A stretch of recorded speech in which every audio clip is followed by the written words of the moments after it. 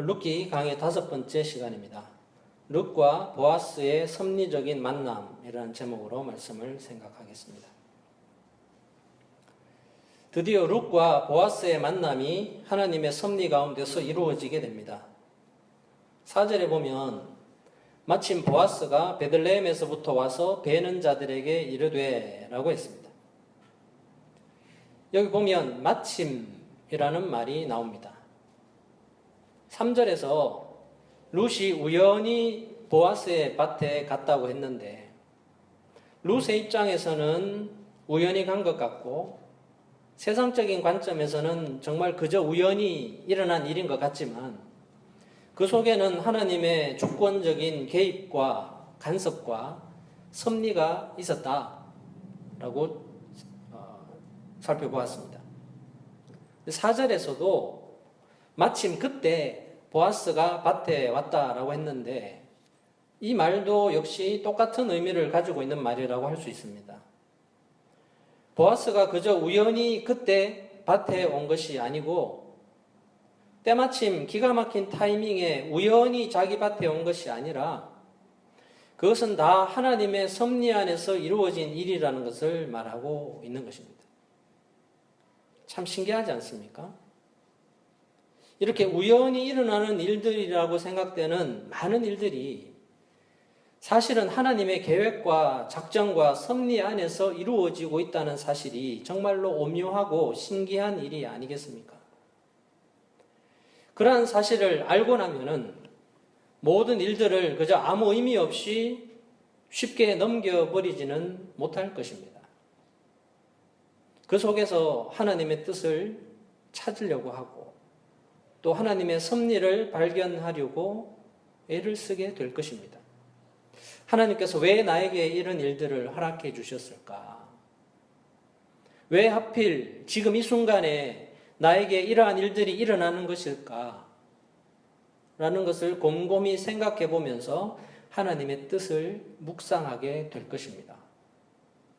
그러다 보면 그러한 연습과 훈련을 통해서 하나님의 뜻과 섭리를 깨닫고 이해하는 일이 점점 더 빨라지게 되고 선명해지게 될 것입니다. 그것이 바로 믿음의 성장과 성숙이고 주님의 성품을 닮아가는 성화의 삶인 것입니다. 4절에 보면 보아스가 밭에 와서 일꾼들과 인사를 나누는 장면을 보게 됩니다. 뭐라고 했습니까? 여호와께서 너희와 함께 하시기를 원하노라 라고 했습니다. 사실 이것은 인사라기보다 축복을 전하는 말입니다. 보아스는 추수하는 일꾼들에게 이렇게 축복하고 있습니다. 성도 여러분, 우리가 다른 사람에게 할 수 있는 축복 중에서 가장 큰 축복이 무엇이라고 생각하십니까? 잘 먹고 잘 살아라, 행복하게 살아라, 부자 되라, 건강해라, 성공해라, 행복해라. 이런 게 가장 큰 복을 빌어주는 걸까요? 오늘 보아스가 하고 있는 이 축복이 바로 가장 좋은 축복이 아닌가 저는 생각합니다. 여호와께서 너희와 함께 하시기를 원하노라. 여러분, 이것보다 더 은혜롭고 좋은 축복이 없습니다. 왜 그렇습니까? 하나님께서 함께 하시면 속된 말로 모든 게 끝나는 거예요. 모든 게 정리되는 겁니다. 하나님께서 함께 하시면 다른 어떤 것도 필요가 없기 때문입니다. 하나님께서 함께 하시는 것이 가장 근본적인 축복인 것입니다. 하나님께 모든 복이 다 있습니다. 모든 복들은 하나님께로부터 다 나오기 때문입니다. 야고보서 1장 17절에 말씀하고 있듯이 각양 좋은 은사와 온전한 선물이 어디로부터 온다고요? 다 위로부터 빛들의 아버지께로부터 내려온다라고 말씀하고 있기 때문입니다. 하나님께서 함께 하시면 그 어떤 것도 두렵지 않고 그 어떤 것도 걱정이나 근심이나 염려할 필요가 없습니다. 하나님께서 그 자리에 함께 계시면 하나님께서 지금 나와 함께하고 계시면, 하나님께서 지금 나와 함께하고 계신다는 것을 내가 확실하게 느끼고 있고 믿고 있는다면 무엇이 더 필요하겠습니까? 그 이후의 일들은 하나님께서 다 알아서 해주시지 않겠습니까? 문제는 하나님이 계시냐 안 계시냐 그거예요. 하나님 지금 나와 함께 하느냐 안 하느냐 그게 중요하지, 뭐 상황이나 조건이나 형편은 아무런 영향이 없다는 겁니다. 시편 73편 28절에도 보면 이렇게 말씀합니다. 하나님께 가까이함이 내게 복이라. 하나님께 가까이함이 내게 복이라 라고 했습니다. 하나님이 나와 함께 하시고 나도 하나님과 함께 한다면 그것보다 더 큰 복이 없다는 겁니다. 날마다 하나님께로 한 걸음씩 더 가까이 나아가는 것이 바로 복이라는 사실입니다.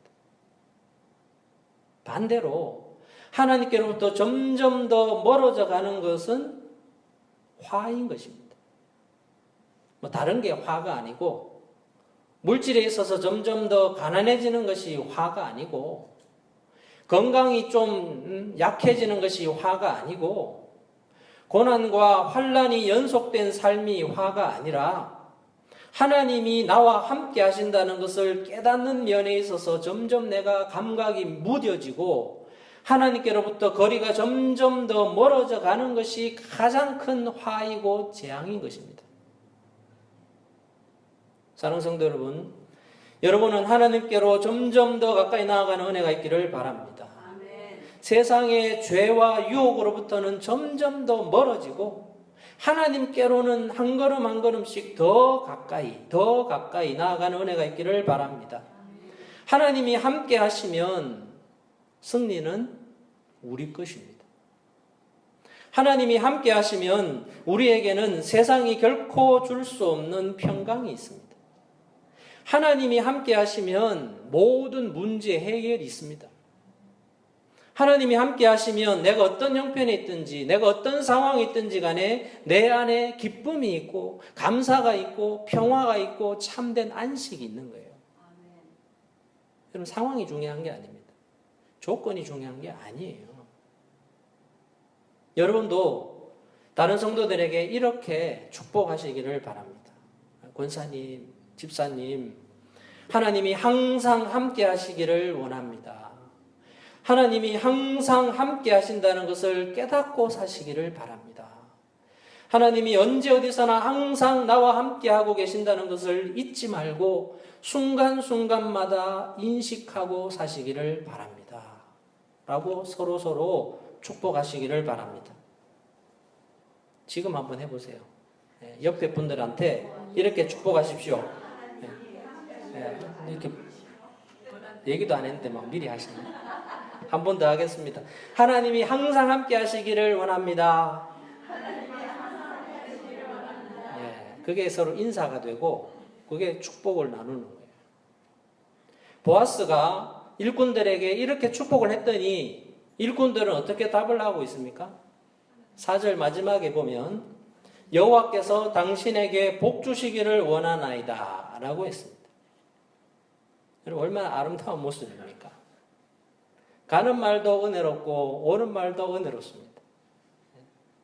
밭주인과 일꾼들, 동네에 아주 유력한 자와 별 힘이 없는 보통 사람들이 이 신분 고하를 막론하고 서로 복을 빌어주면서 인사하고 화답하는 모습이 얼마나 보기 좋고 아름답습니까?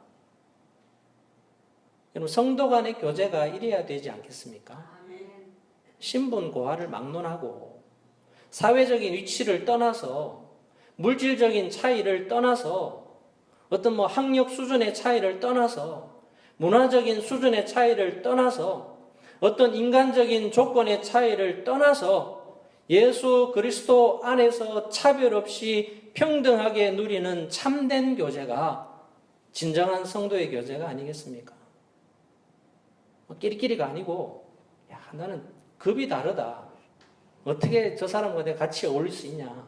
그게 아니고 뭐 차이를 두지 아니하고 차별 없이 모든 사람이 그리스도 안에서 평등하게 이 진정한 교제를 나누는 그런 모습이 하나님이 원하시는 진정한 성도의 교제의 모습 아니겠습니까? 우리 교회는 이렇게 성도 간의 진정한 교제가 있는 아름다운 사랑의 공동체가 되기를 간절히 소원합니다.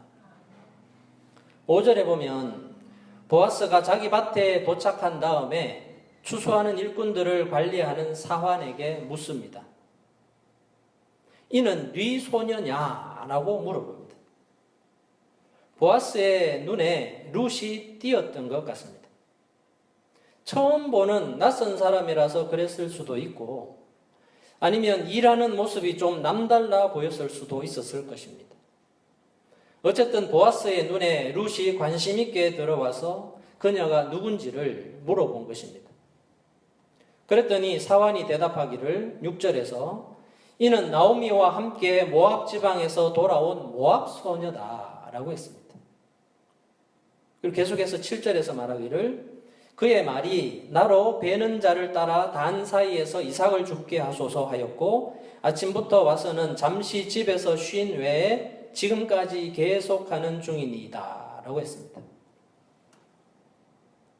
룻이 보아스의 밭에서 이삭을 주울 수 있었던 것은 사환의 허락과 배려가 있었던 것 같습니다.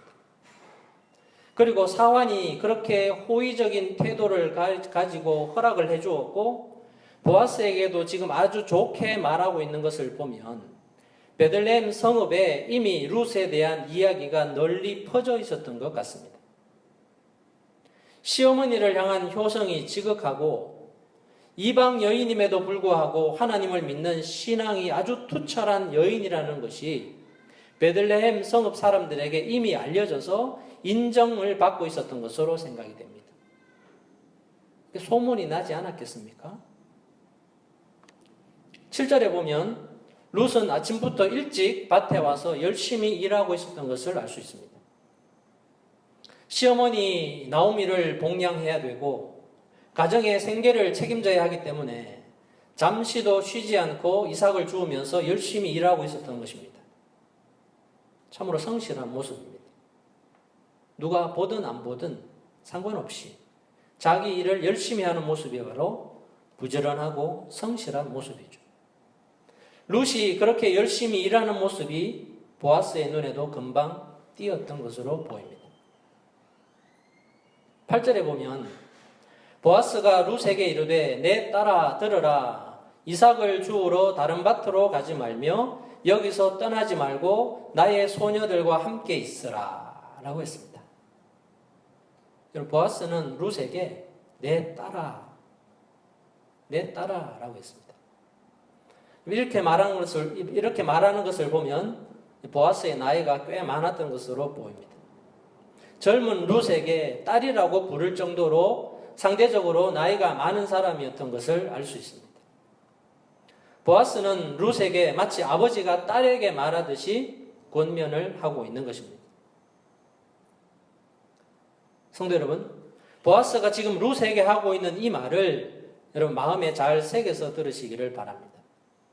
우리가 나중에 또 살펴보겠지만 이 보아스라고 하는 인물이 누구를 예표하는 인물입니까? 바로 예수 그리스도를 예표합니다. 보아스라고 하는 이 인격은 예수님의 모형이라는 말입니다. 구약에 예수 그리스도를 모형적으로 보여주는 인물들이 많잖아요. 모세도 그렇고 다윗도 그렇고 다 그 예수님의 그 모습을 예표론적으로 보여주는 인물들인데 이 보아스도 마찬가지라는 거예요. 그런 의미에서 지금 보아스가 룻에게 하는 이 말을 그냥 가볍게 넘겨버리지 말고 깊이 새겨들었으면 좋겠습니다. 제가 이렇게 앞으로 해석하는 것이 또 적용하는 것이 좀 너무 지나치지 않나, 그 좀 무리가 있는 게 아닌가, 너무 비약적이지 않는가 라고 생각될 수도 있겠지만 저에게는 그런 식으로 주님께서 주시는 말씀이 아닌가 하는 생각이 많이 듭니다. 그래서 저는 개인적으로 이렇게 생각을 해보았습니다. 보아스가 룻에게 말하기를 내 딸아 들으라, 내 딸아 잘 들으라 라고 하듯이 주님께서 우리에게 내 말을 잘 들으라, 라고 하시는 것 같다는 말이에요. 이삭을 주우러 다른 밭으로 가지 말고 여기서 떠나지 말고 나의 소녀들과 함께 있으라 라고 말하는 것이 마치 주님께서 우리에게 하시는 말씀으로 들린다는 말입니다. 너희들은 내 소유에 바친 교회를 떠나서는 안 된다는 것입니다. 그곳이 우리가 있어야 할 자리이기 때문에 자꾸 다른 밭을 기웃거려서는 안 된다는 것입니다. 남의 밭이 더 좋아 보이고 다른 밭에 가면 더 좋고 더 많은 이삭을 구할 수 있을 것 같아서 자꾸 남의 밭에 신경을 쓰지 말라는 것입니다. 지금 내가 있는 밭이 제일 좋은 밭이고 나에게 딱 맞는 밭인데 자꾸 다른 밭으로 가려고 하는 유혹에 빠지지 말라는 것입니다. 그것이 이단이 될 수도 있고 다른 종교가 될 수도 있는 것입니다. 여러분, 천주교는 다른 밭입니다. 불교는 다른 밭이에요. 유교나 이슬람교는 다른 밭입니다. 이단은 다른 밭입니다. 천주교가 경건해 보이고 엄숙해 보여서 좋아 보이고 불교가 조용하고 차분하게 보이고 교회보다 별로 싸움도 안 하는 것 같아서 좋아 보이고 다른 종교나 다른 이상한 것들이 참 매력이 있는 것 같아서 한번 가볼까 하는 생각에 다른 밭으로 가려고 하지 말라는 것입니다. 그냥 그 자리에 그대로 머물러 있으면서 그곳에서 이삭을 주우라는 거예요. 그것으로 충분하다는 것입니다. 여기서 떠나지 말라고 했습니다. 다른 소녀들과 함께 있으라고 했습니다. 성도 여러분, 생각해보면 룻이 보아스의 밭에 온 것이 천만다행한 일이 아닙니까? 룻이 다른 밭에 가지 않고 보아스의 밭에 왔으니 망정이지 만약에 다른 사람의 밭에 갔더라면 어떤 일이 일어났을지는 아무도 모르는 일입니다.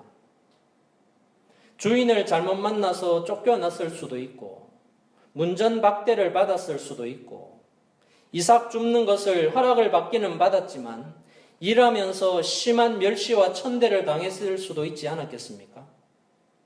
아니면 일한 대가를 제대로 받지도 못하고 노동력 착취만 당하는 노예로 전락해 버렸을 수도 있지 않았겠습니까?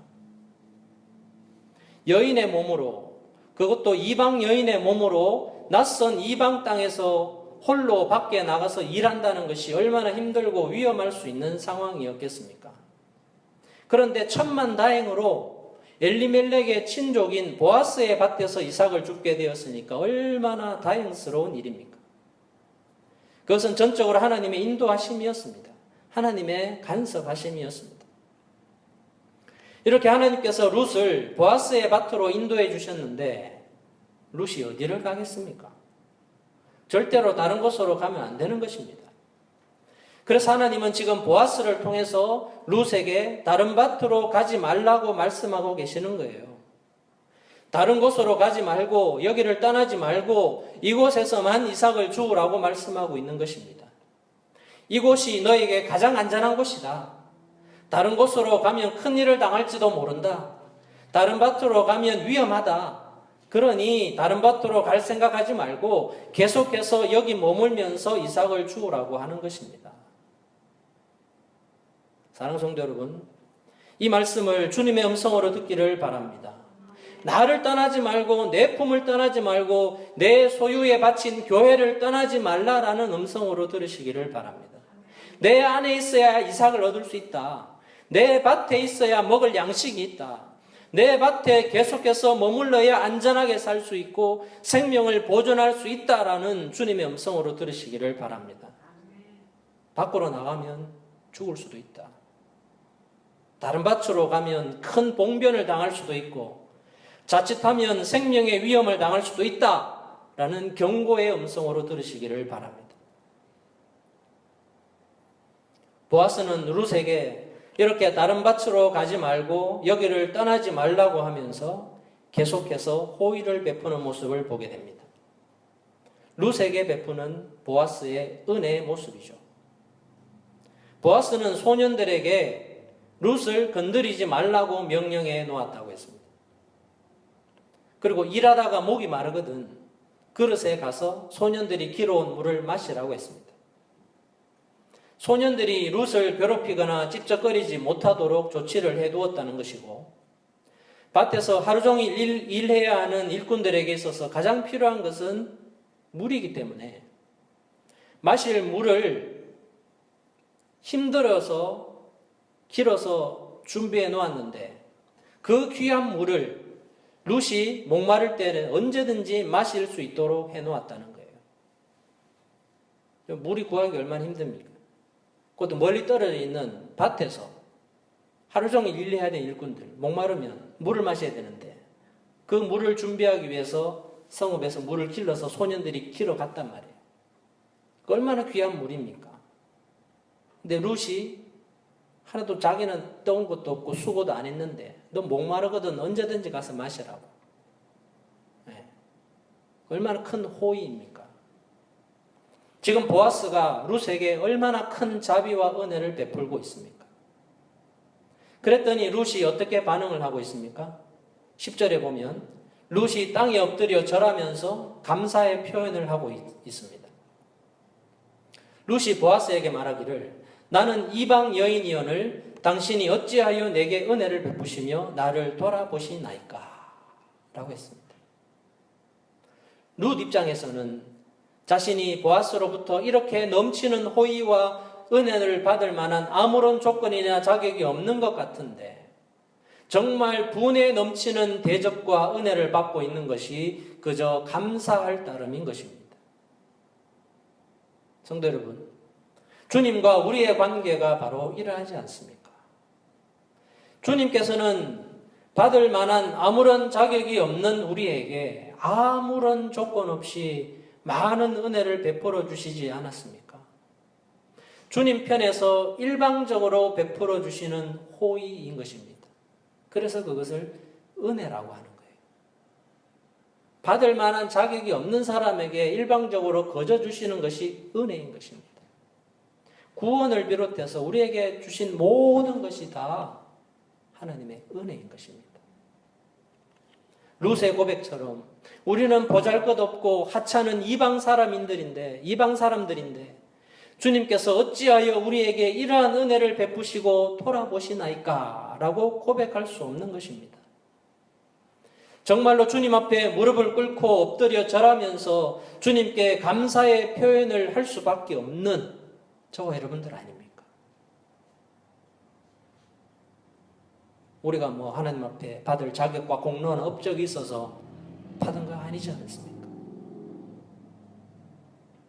11절에 보면 보아스가 룻에게 그러한 호의와 은혜를 베풀 수 있었던 근거, 이유가 기록되어 있습니다.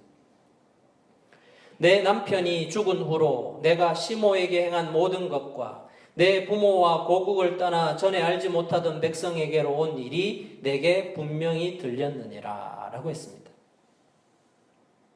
앞에서도 말했듯이 룻에 대한 소문이 베들레헴 성읍에 이미 널리 퍼져 있어서 보아스도 룻에 대해서 잘 알고 있었던 것으로 보입니다. 비록 얼굴을 본 적은 없어서 밭에서 처음 봤을 때 몰라봤지만, 이는 네 소녀냐라고 물어봤지만 이미 룻에 대한 이야기를 들어서 잘 알고 있는 상태였던 겁니다. 만난 적은 없지만, 본 적은 없지만 이미 소문을 듣고 이야기를 듣고 그 룻의 존재에 대해서는 알고 있었다는 거예요. 그래서 보아스는 룻에게 말하기를 너에 대한 소식이 내 귀에 분명히 들렸다고 했습니다. 남편이 죽은 후에도 시어머니를 섬기는 효성이 지극하고 고향과 부모님 집으로 돌아가지 않고 낯선 이방 땅인 유다 땅으로 시어머니를 따라서 건너온 이 모든 사실들이 내 귀에도 들려서 이미 다 알고 있다는 말입니다. 그래서 인격이 훌륭하고 인간미가 있고 불쌍한 사람들에게 긍휼을 베풀 줄 아는 보아스에게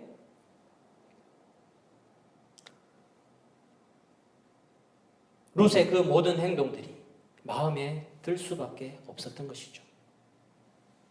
그래서 보아스는 룻에게 자신이 해줄 수 있는 최대한의 호의를 베풀고 있고, 또한 12절에 보면 보아스는 룻에게 위로가 되는, 또 마음을 기쁘게 해주는 말을 하고 있는 것을 보게 됩니다.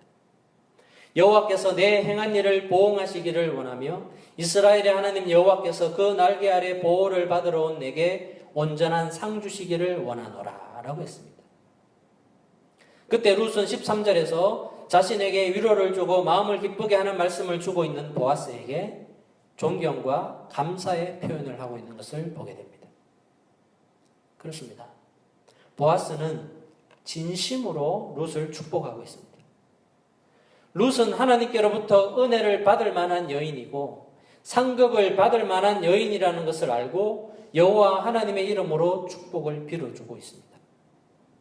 하나님은 행한 대로 보응해 주시는 분이시기 때문에 그동안의 룻의 모든 행함에 대해서 분명히 보응이 따라올 것이라고 하는 그 확신하는 마음으로 복을 빌고 있는 것입니다.